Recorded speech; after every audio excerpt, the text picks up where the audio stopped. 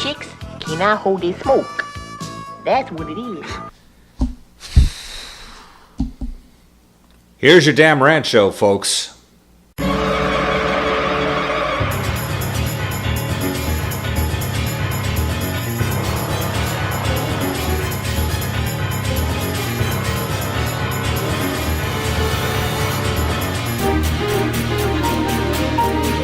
Greetings!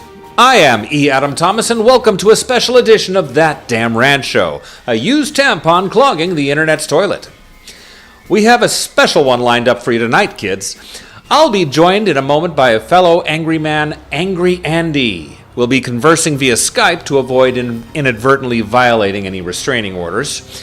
We'll be discussing the falderall, the ruckus, the virtual Pandora's box unleashed by the BBC's announcement that the new Doctor Who is going to be played by actress Jodie Whittaker, who just so happens to be, wait for it, a woman!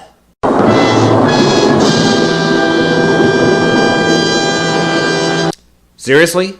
Everybody's using that stupid clip, aren't they? Come on, let's try that again. The new Doctor Who is a woman!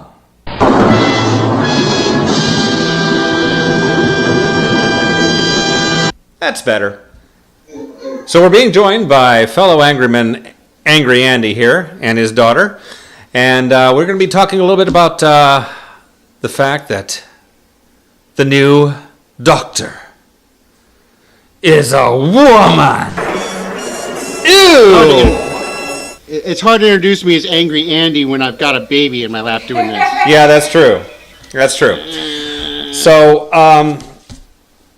as you're probably aware, Andy, they have released the name of the new actor to be playing Doctor Who, and it is a lady. They've released the thespian.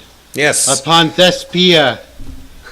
Jodie Whittaker is the new Doctor, and she is set to debut in the fall of 2018.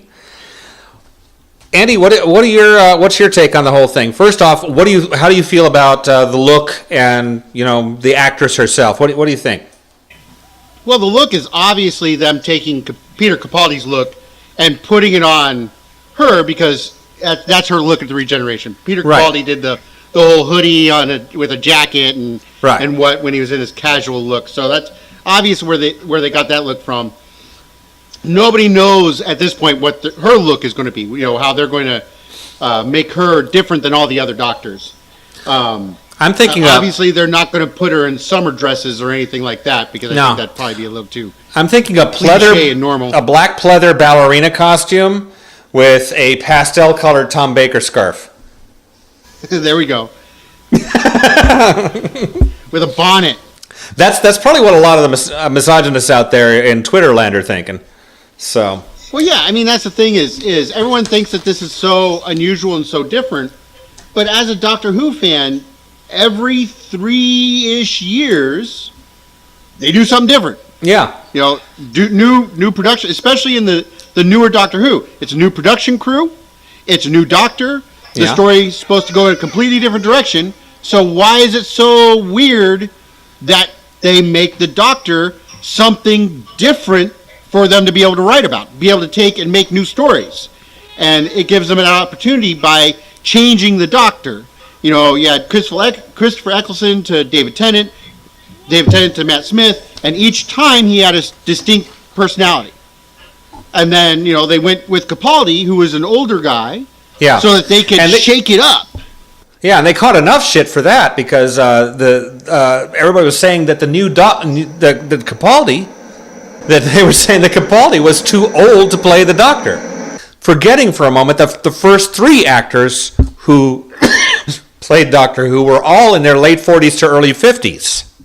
Whether or not we as old-time Doctor Who fans, we understand that, but whether we like it or not, Doctor Who didn't become mainstream until the new series. So 80% of the Doctor Who fans that are out there now never saw anybody pre-Eccleston. That's true. And they might have watched some episodes from the original series now that they're into it, but they've been cherry-picked, and it's like, some Tom Baker. Here's a Tom Baker. Here's a, now I'm flipping, all their names are mushing together because it's too late at night. Well, I mean, anyway, so they just pick and choose these episodes, so they never really saw a lot of Pertwee or Hartnell or anything like that. They've just seen reference photos, so they don't really know what that was like. Yeah. To watch these actors on screen portraying the Doctor and doing it just as well as the newer actors. Right. And, I remember when Peter Davison became the Doctor in 81. That was a huge issue back then because he was so young. All of the Doctors had been in their 40s or later up until that point, and then all of a sudden this tow-headed little brat from All Creatures Great and Small shows up and dons that little pastel yellow with a he looked salad too on normal, his chest. too. Yeah, I mean, he looked too normal. We'd had, how many years did Tom Baker go? 7 years of Tom Baker, 5 years of John Pertwee. Both of them very flamboyant, very unusual outfits, and then you get to Peter Davison, and he looks just like a cricketer. Yeah, he looks like he's going on a summer picnic. Exactly. Yeah. And so obviously that was a shock to the system, even me, because I grew up on Tom Baker. And then here's Peter Davison, and I'm like, all right, tune out. And I turned off for a while. I'll be completely honest. I did because it was just too different. I did too. I was such a Tom Baker fan that I was actually disappointed at first in the previous Doctors because none of them had the scarf or K9. Yeah, when I first discovered the show when I was like 14 or 15 years old, I thought, where's K9? Where's the scarf? What the fuck? Why is this old asshole piloting the TARDIS? But I mean, that's the thing, is that's the way, and it's funny, I saw a list on the web I was telling you about yesterday that was a list of every time they made a major change to Doctor Who. Yeah. And it was, and reading through it, I'm like, oh, I remember when everybody freaked out about that. Yeah. I remember when everybody freaked out about that. I remember when everybody freaked out. Because Doctor Who is about change. You can't have a series that has a 30-ish year run to begin with, and now another 12-year run, without doing something to change to keep your audience interested and pull in more audience members. Exactly.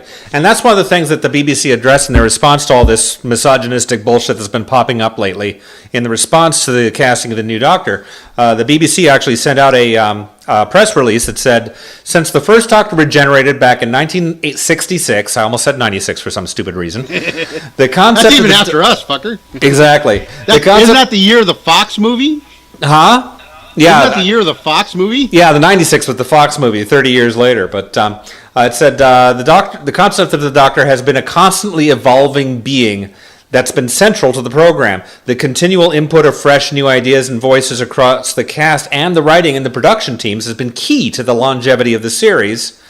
And they make a point of saying the Doctor is an alien from the planet Gallifrey, and it has been established in the show that the Time Lords can switch genders. Basically, people are freaking out about a shape-shifting alien from a planet full of shape-shifting aliens for shifting a shape. Well, and the Doctor, 90% of the time, is asexual. He or she now, honestly, isn't supposed to have those kinds of interactions with the people around him because 1,000-year-old being, how the heck is a 1,000-year-old being going to be truly attracted to anyone who's 30 years old? True. 20 years old. Even 50 or 60 years old, because they have no point of relation. How do we interpret a being that's that old? And we can't, because we can't live that long. We don't have any frame of reference for relating to somebody of that age. Here's a couple. By the time that we're 100 years old, we're shitting ourselves and just laying in bed hoping we're going to die soon. So how can we relate to somebody who's 1,000 years old? Exactly. Here's a couple. And then here's the thing, though, is that it's not just the age thing.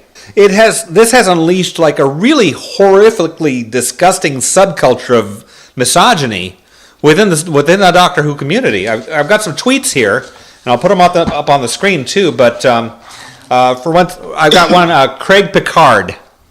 And his icon, he's pictured sitting in the captain's chair on the Star Trek Next Generation Enterprise. in his profile pic. Yeah, nice representative of Starfleet there, asshole. He says, well, that's me and Doctor Who finished. I'm gutted. I'm sorry, but Doctor Who is not a lady. What next? Jamie Bond? The world has gone PC mad. And I got to tell you, this guy has got a real sharp coming or whatever. He's got something to look forward to here, because there's what is that new movie that has that? It's basically like a female version of James Bond. Have you seen the promos for that? Atomic Blonde. Atomic Blonde. That's the one. We were trying to think of the name earlier. Oh my God, I am so that's completely side, but that looks like it's going to be an awesome movie. It's by the same guy who did John Wick and is doing the next fucking Deadpool movie. Yeah. Is the guy who made that movie. So it's going to be a badass movie. It just looks like it just looks so good. Yeah. And honestly, Charlize Theron, and and they got John Goodman for it too. So that's he's always good. Another guy, Chris Barazzi, and the picture on his profile, I think it's either with his mum or a giant radioactive goose. I'm not entirely sure which, but it says Doctor Who, 1963 to 2017, murdered by the PC Brigade. I got another one, a guy named Zane. No longer watching Doctor Who. What the fuck? Why a woman? Stupid PC world we live in with feminazis. And I don't know if you folks can see this at home, but there's not even any punctuation in his fucking tweet. Well, we've got it up on the Still Store anyway, but do we have that on the Still Store, Cambot? Okay. Yeah, no punctuation, no proper capitalization, and we're supposed to listen to this asshole's opinion? Well, no. I mean, we're the ones who are choosing to listen to these people's opinion. It's important for us to point out these people so that those who might have ideas like this realize that ideas like this are acceptable in our culture. But at the moment you put them on the screen and then you take them off the screen, we should forget these bastards even exist. Let them go back into their little shadow cave, masturbating to porn from the 70s, looking at the big bushy bush, and just let them live their lives, their depressed little lives, thinking that women are inferior to them, when they're lucky if they get laid once a year by paying for it. That's really what we should do with these guys the moment that we show that this is the underbelly, and let the underbelly turn and wallow in the mud, because we should just promote the good things. I say that as a fucker who will sit there and just curse on camera all the time. But we should be looking at the good things and promoting the good things. I agree. After we take and say, this is what we don't want to be. These are the people who we friggin' don't want to be like, and we don't want to promote that in our culture. And then forget them, because that's we don't want to be like that. Why? If we wallow in it, then we just become like it. True. Although I do want to go ahead and hit these other two ones really quick, just because I gotta say something about their profile pictures, if nothing else. Richard Callahan, a woman as the Doctor, ridiculous, never watching again. Political stupid correctness strikes again, and he's got nice little Bart Simpson do going for him there. And then Steven, just Steven. Why is it always a Steve? I don't know. Ruined Doctor Who. The Doctor is always and always has been a man. Won't be watching now. Stupid PC gone now. And he's got a nice little cool public access game show host pose going on his Facebook. So, as stupid as you and I might feel. Public access game show host poses. Hey, I know. I've been there, done that. Bought the cheesy T-shirt and the commemorative coffee mug. So yeah, but as stupid as we might feel for some of the stuff we've done on public access, I'm pretty sure this guy's done worse. So yeah. But and I'm sorry. I want to thank, and I haven't asked his permission yet, but Martin F. Robbins, who posted all those. Basically, he was experiencing a whole bunch of glee over grown men crying at alien casting. We appreciate you posting that, and I'm giving you credit now because, what the hell? Why not? But we've got 15 viewers anyway. Who cares? But just to wrap it up, what is your takeaway from this whole thing? I mean, are we going to be looking at a situation where Doctor Who's viewer numbers are going to end up dipping because a casting decision, or do you think there are enough fans with an IQ point or two that are actually going to go ahead and actually stop watching the show because the writing sucks? Well, I mean, that's going to be the determining factor, is whether or not the writing's good. That's truly what it is. If they write well, and I mean, they're going to be walking a minefield because it'll be easy to go the easy road and give her, make her stereotypical female-ish characteristics, or give her a companion that they just go for the views and make it, another lesbian companion, and will they or won't they, and oh my God, it's so shocking. That would be the easy way to go. But we know that that's not the way that Doctor Who normally goes, so I don't expect that.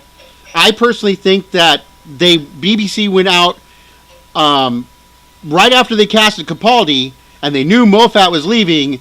They were looking for somebody to write a good female Doctor Who story. Yeah. And that's what they've been looking for the past 3 years. And I think this has been planned for a long time. So I have a feeling that they're going to come out of the gate running with some good stories to take advantage of this large change in the character. Whether it's that they're just taking advantage of our perceived notion of the character, and they keep the character itself pretty much the same, which is what they should do. But everything around the character is going to change because, let's face it, cultures see females different than males. So when the Doctor walks in and the Doctor's the Doctor, but they treat the Doctor like a female, well, they can't do that. They've got to treat the Doctor like the Doctor. That's what they've got to do. They've got to go into it. This is the Doctor, Yeah. Well, the writers need to treat the Doctor now he's got like etheric beam locators, but it's still the Doctor. Oh, I can see the on switch. Look, Emma. No. Well, but the thing is the Doctor's still the Doctor. Yes. But let's face it, if a female Doctor landed on Earth 20 years ago, 30 years ago, 40 years ago, a female Doctor would be treated completely differently than a male Doctor would. Yeah. Whether or not the Doctor's personality is the same. Now, eventually, a personality as strong as the Doctor is going to run over all the shit that, the stupid political, the misogynistic bullshit. Yeah. And see, that's another thing that I think would be kind of interesting, too, is if they do go back and revisit some previous stories, and address that issue and address the fact that the Doctor is every bit as good, if not better now because of experience than he or she was before, and the coming to terms with the fact that people are looking at her differently just because now the Doctor is a female. But the funny thing is, and this is what I honestly think would be the funniest thing. So you have the Doctor, now a female, interacting with a culture that's misogynistic, that's being attacked by somebody like the Dalek or the Cybermen, and the Daleks and Cybermen treat the Doctor the exact same way as they treat the Doctor, because those cultures, there's no male or female. Yeah. All they see is a human in front of them. They have no concept of gender inequality because they don't give a fuck. All human beings or all humanoid species are inferior to them. So yeah, they all need to be upgraded. So or exterminated. You got the enemy who's treating the Doctor equally, or treating the Doctor like the Doctor, because the Doctor's above those races and they know it, so they're afraid of the Doctor. Dealing with a culture who thinks the Doctor's inferior just because the Doctor's female. Yeah. And the Doctor's trying to save their ass, and they're not paying attention because the Doctor's now female, and the Cybermen are the only one giving her any respect because they see the Doctor. I mean, look at that. Just talking here. Look at that story potential. And I think that's what the BBC was looking for, is we can tell some good effing stories with this type of change. Yeah. Yeah, and it also, again, gives the show a fresh look, a fresh mood, Yeah. Maybe we'll finally get real round things back on the wall, who knows? Get the rondelles back on the wall. Yes. See, these are Dalek sensor bumps. Sorry. No, on the walls, not on the chest, on the walls. No. Yeah, Gail doesn't like the round things for some reason, but women have better taste, apparently. Have you shown Gail Curse of the Fatal Death? I think I have. That's the first female Doctor Who. Yeah. And even though that's a parody, yeah, it used all of the conventions of Doctor Who. Yes, and it it's did. one of the few specials the BBC actually accepts as part of the Doctor Who franchise. Yes. So, There you There's go. your first female doctor, honestly, even if it was a joke. Well, thank you very much, Randy, for joining us. Again, I think we're both agreed that the misogynists out there, the people who are throwing the most shade at the new doctor before she's even stepped on board the TARDIS officially, are just basically a bunch of assholes. Can we pretty much agree there? When we call people assholes, you know they're assholes because we know it from experience. Yes, it takes one to know one, and both of us have tread that path very, very well. So thanks for joining us, Andy. I appreciate it. My asshole is very well trodden. Yeah, we need to leave that particular subject matter of what happened that night off the show. Okay. All right. Thanks for joining us, Andy. You have a great night and take care. You too. All right. So, what's the big answer? The big answer is you morons are losing your shit over a fictional character on a TV show. Now, I've been a Whovian, a Trekkie, and a Gojira-phile ever since I was a kid, and I have an enormous passion for those and many other TV and movie franchises. But I can tell you right now, I could give less than a fuck what gender, race, or belief system any of the actors or actresses are. This is not, to my mind, an example of pandering or stunt casting. Will Smith in The Wild Wild West? Yes, that was stunt casting and a pandering to African Americans at its most shameless. It was also kind of a really shitty movie, but I digress. James West was not a Time Lord. The Doctor is. The ability to change genders and races during regeneration has become accepted fact on the show. So having a female doctor is no more bizarre than having a female starship captain on Star Trek. And let's face it, in her own way, Catherine Janeway was a much better captain than James T. Kirk ever hoped to be in a lot of ways. I wish Jodie Whittaker all the best, and I am looking forward to the 2018 series of Doctor Who with joyful anticipation. Not because the new Doctor is a woman, but because I kind of hope Chris Chibnall is better at picking scripts. I want to thank Andy for joining me for this episode tonight. Take care of yourselves, folks, and if you do have a pet misogynist in the home, please be sure to have them spayed or neutered. Good night.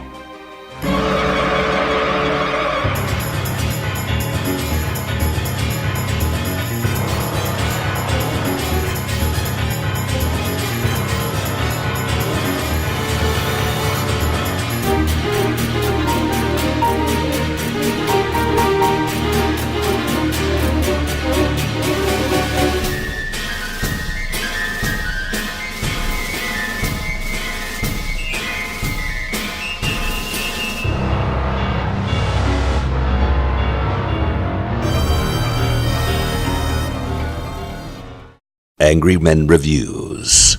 Many fucks said, no fucks given. Dirty fuck! Check out more episodes over here. That's your damn rant show, folks. Just click on one of those things. There you go.